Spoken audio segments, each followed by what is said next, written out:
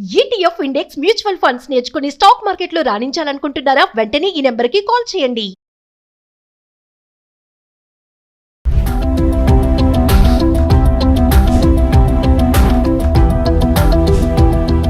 నమస్తే, welcome back to Suman TV. ప్రస్తుతం మనతో పాటు ఉన్నారు అనలిస్ట్ మందర కృష్ణారెడ్డి గారు. నమస్తే సార్. నమస్తే అమ్మా. సార్, 70 ఏళ్ళు దాటిన సీనియర్ సిటిజన్స్కి కేంద్రం నుంచి మరొక గుడ్ న్యూస్ అంటూ వచ్చింది. ఒకసారి దాని గురించి, దాని వివరాలు కూడా సార్. గతంలోనే 60 ఏళ్ళు దాటిన వాళ్ళకి కేంద్ర ప్రభుత్వం చాలా కొన్ని రాయితీలు, అంటే ముఖ్యంగా ట్రైన్స్లో ప్రయాణం చేసే వాళ్ళకి మధ్యలో కొన్నాళ్ళు ఆపేసింది. అంతకుముందు కొంత పర్సంటేజు తగ్గిస్తూ ఉండేవాళ్ళు, డిస్కౌంట్ ఇస్తూ ఉండేవాళ్ళు. ఆ తర్వాత ఒక 4-5 సంవత్సరాల నుంచి ఆ డిస్కౌంట్ స్టాప్ చేశారు. మళ్ళీ ఈ మధ్యకాలంలో దాన్ని పునరుద్ధరణ చేయడం జరిగింది. 58 ఏళ్ల మహిళలకి, 60 ఏళ్ళు దాటిన పురుషులకి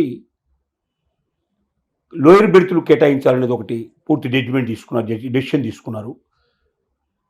అంటే ఏ క్లాస్ అయినా సరే తప్పనిసరిగా లోయర్ బెర్త్ ఇవ్వాలి. అంటే ఆ వయసు కనబడితే ఆటోమేటిక్గా లోయర్ బెర్త్ ఇచ్చేస్తారు. అది 60 ఏళ్ళు దాటి పైన లేని వాళ్ళు ఉన్నప్పుడు మాత్రమే యంగ్ పీపుల్కి ఇస్తారు, లేకపోతే ఇవ్వడానికి కష్టం. ఆ రకంగా ఒక జియో తీసుకొచ్చారు. అలాగే ఇప్పుడు 60 ఏళ్ళు దాటిన వాళ్ళకి ఆయుష్మాన్ భవ లోపల ఇంతకుముందు ట్రీట్మెంట్ ఇస్తున్నారు. 5 లక్షల వరకు ఫ్రీ ట్రీట్మెంట్. ఎవరికి ఇస్తున్నారు అంటే కడు పేదలైన వాళ్ళు, ఇన్కమ్ ట్యాక్స్ పేమెంట్ లేనట్టు వాళ్ళు, అంటే బిలో పవర్టీ లైన్లో ఉండేటువంటి వాళ్ళకు మాత్రమే అవకాశం ఇస్తున్నారు.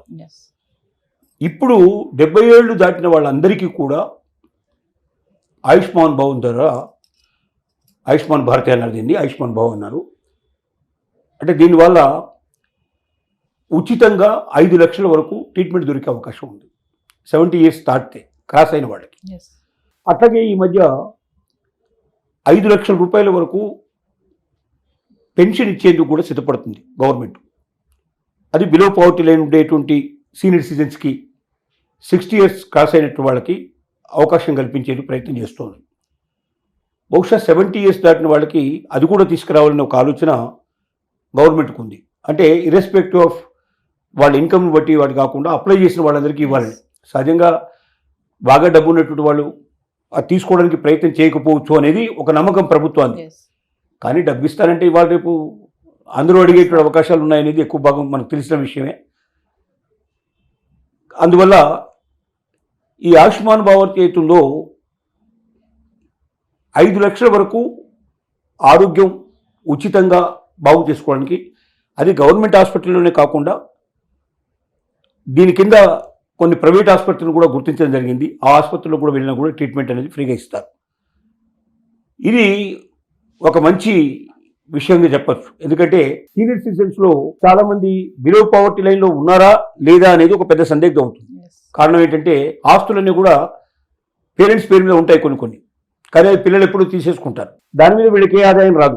అలాగే కార్లు, వాహనాలు ఇట్లాంటివి కూడా కొన్ని వాళ్ళ పేరు మీద మొదటి నుంచి ఉండేటువంటి అట్లాగా కంటిన్యూ అవుతూ ఉంటాయి. ఇలాంటివి ఏవి ఉన్నా కూడా వాళ్ళు బిలో పవర్టీ లైన్ కింద లేదని చెప్పి వాళ్ళు, అంటే ఇది మీరు అర్హులు కారు అని వాళ్ళు దూరం పెట్టేస్తున్నారు. దానివల్ల వాళ్ళకి ఆర్థికంగా కెపాసిటీ లేదు, అలాగే ట్రీట్మెంట్ కానీ ఇదని కానీ ఫ్రీగా దొరికే అవకాశాలు లేవు వాళ్ళకి. సో 70 ఇయర్స్ దాటితే బిలో పవర్టీ లైన్తో సంబంధం లేకుండా ఎవరైనా అప్లై చేయడానికి పాసిబిలిటీ ఉంటుంది. కాబట్టి నిజమైనటువంటి ఎవరైతే బాధపడుతున్నారో, ఎవరికైతే నిజంగా ఆరోగ్యం బాగు చేయించుకోవడానికి ఆయుష్మాన్ భవ్ కింద వాళ్ళకి అవకాశం కల్పించాలో అలాంటి వాళ్ళకి ఈ ఛాన్స్ ఏర్పడుతుంది. కాబట్టి ఒక వయసు దాటిన తర్వాత కులము, మతము, పావర్టీ ఇలాంటివన్నీ లెక్కలోకి తీసుకోకుండా అందరికీ, ఎందుకంటే ఉండేది కొద్దిమందే ఉంటారు, ఎక్కువ ఉండరు. సంఖ్య తీసుకున్నట్టయితే చాలా తక్కువ ఉంటారు, కోట్లల్లో ఏమి ఉండరు, లక్షల్లోనే ఉంటారు. మొత్తం 70 ఏళ్ళు దాటిన వాళ్ళు మొత్తం తీసుకున్నట్టయితే కోట్లుగా ఉండరు వాళ్ళు, చాలా తక్కువ ఉంటుంది వాళ్ళ సంఖ్య.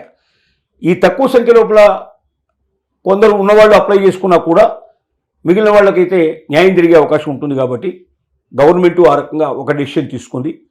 ఆ 5 లక్షలు కూడా బహుశా 70 ఏళ్ళు దాటిన వాళ్ళకి ప్రతి నెల ఇచ్చే అవకాశం కూడా ఉంటుంది అనేది ఒక వార్త వస్తోంది. అది ఇంతవరకు గవర్నమెంట్ కన్ఫర్మ్ చేయలేదు.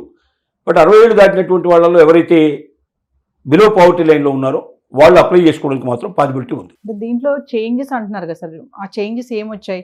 ఆల్రెడీ ఆయుష్మాన్ భారతి అని చెప్పి అంటున్నారు కదా, మళ్ళీ కొత్తగా వచ్చినటువంటి దాంట్లో అంటే చేంజెస్ ఏమున్నాయి అనుకోవచ్చు? అంటే 60 ఏళ్ళు దాటిన వాళ్ళకి ఇంతకుముందు ఆయుష్మాన్ భారత్ ఉన్నది, ఉమ్, కానీ బిలో పావర్టీ లైన్ వాళ్ళకి మాత్రమే ఉన్నది. ఓకే, ఇప్పుడు 70 ఏళ్ళు దాటిన తర్వాత బిలో పావర్టీ లైన్ ఉండదు. లేదు.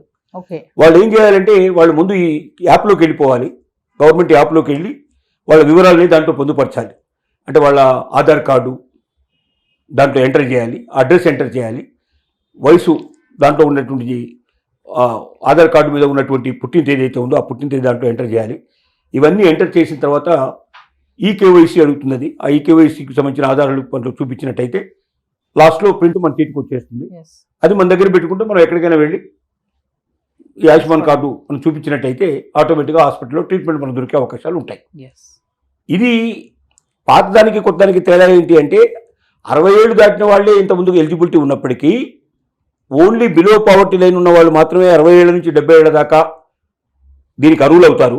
కానీ 70 ఏళ్ళు దాటిన తర్వాత బిలో పావర్టీ లైన్తో సంబంధం లేకుండా ఎవరైనా అప్లై చేసుకోవడానికి పాసిబిలిటీ ఏర్పడుతుంది. అది ఇందులో ఉన్న చేంజ్. yes. దీనికి ప్రధానమైన తేడా, అది మనం గుర్తించాలి. Thank you sir.